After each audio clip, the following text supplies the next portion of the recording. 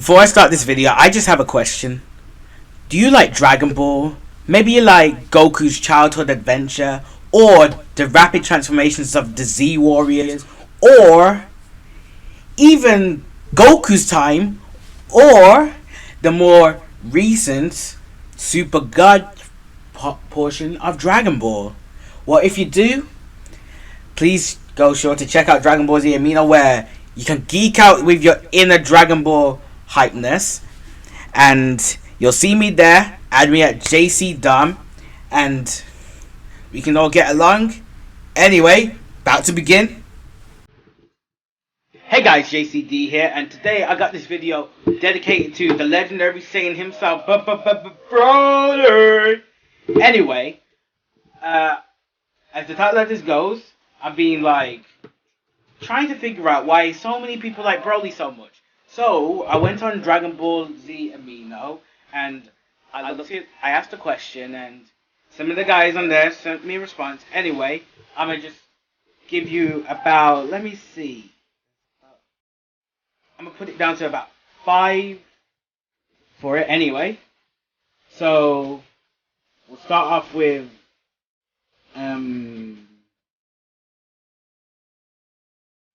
okay, start off with this guy called Seth on here.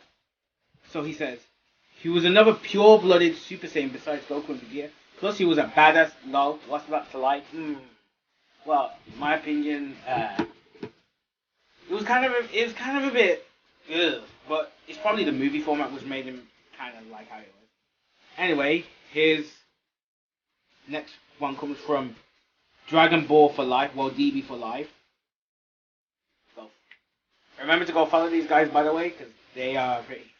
Anyway, I like Broly just for the fact that it was titled The Legendary Super Saiyan. The person who made the Prince question his very own beliefs. He literally made Vegeta revert back to his base form from just powering up to Legendary Super Saiyan status. But I do think a lot of people overrate his power and what he's capable of taking on. Well, yeah, I completely agree with that. I mean, Vegeta is my favorite character. The fact that Broly made him power to his knees was oh my gosh, Vegeta, what the fuck?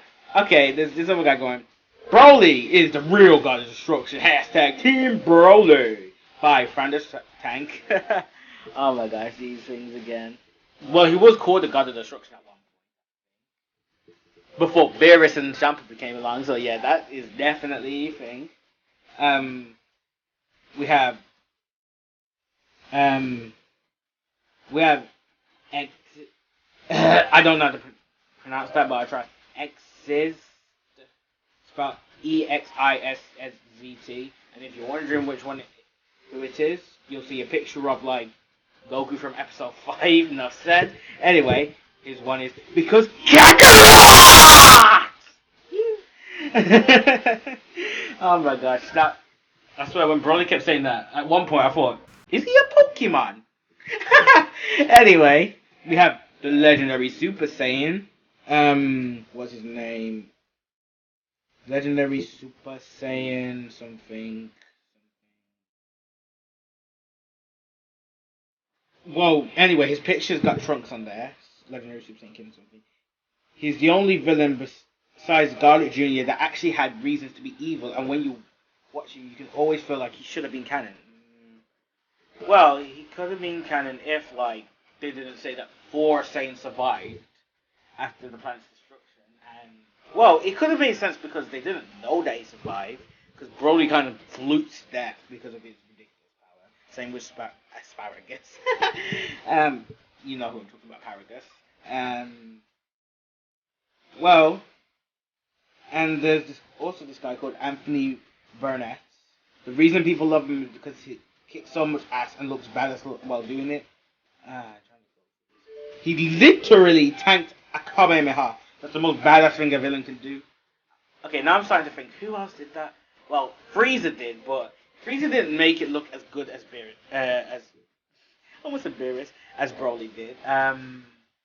Yeah, of course Beerus did that. He did that with Gallic Gun as well. He's just yep. Who else tanked the Kamehameha? I mean, you can't count Cell because Cell did get obliterated in the process. So I guess you have That is true. Also, he has some very pretty epic lines in the first movie. You, Kakarot, shall be. Well, yeah. That made me laugh. Do you really believe you have enough power to defeat me? You're always the same blood. And then, like, Trent P100 replied with, "Hey, why don't you give us a happy handicap?" I never worked for coffee. That made me laugh as well. Anyway, now I'm gonna go with what I think. So, honestly, Broly's backstory, I can't really put it in any way that it was kind of dumb, because he just showed up and was like, "This nigga is crying in my face. I'm gonna kill you in 30 years.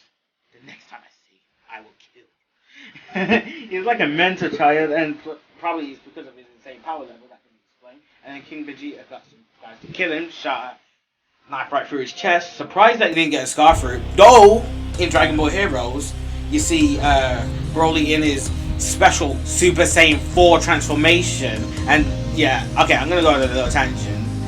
But basically, yeah, Broly's fanbase is insanely ravaged, and it shows how much the fanbase can influence the Dragon Ball community. Because, like, you have Broly's obviously in his base Super Saiyan and Legendary Super Saiyan. Then he has basically a Legendary Super Saiyan 2 and a Legendary Super Saiyan 3. He has Margin Legendary Super Saiyan 3 Broly, Super Saiyan 4, and also, well, Legendary Super Saiyan 4, I mean. And also, he has his own green Legendary Golden Great Ape, which is basically green. And also, he has his own variation of Super Saiyan 4, which is Super Saiyan 4 Full Power, which is basically just a Legendary Super Saiyan 4, but it shows his scar. And that's one problem I had with the movies, is because they never showed the scar, which was like, what? He got stabbed in the chest when he was a baby? Where is the scar? Anyway, that was on my tangent. So yeah, his backstory was kind of dumb, to be honest.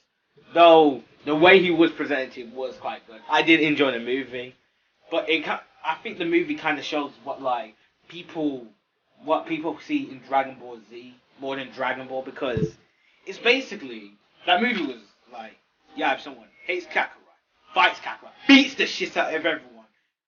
Goku gets everyone's energy and then beats it.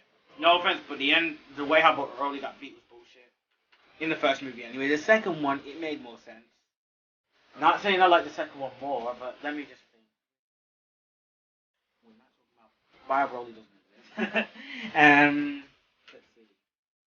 So in the first one, you get introduced to the second one, you have Goten, which is being a bit dense. So I'd say the first one, because it had more emotional attachment to it, because it was like Goku's lost enemy from when he was a baby. Next one, it was like, oh yeah, Goten looks like Goku. Broly's back. Gohan's dead. Goku's dead. And then Goku shows up out of nowhere. We don't even know what the fuck happened. And sorry for my language. Anyway, so my opinion is I'd put Broly out, like, he's probably like, out of the first 13 movies, I'll probably put him around the middle of the good villains, because the 13 movies, I put him around the middle of all the villains that you have.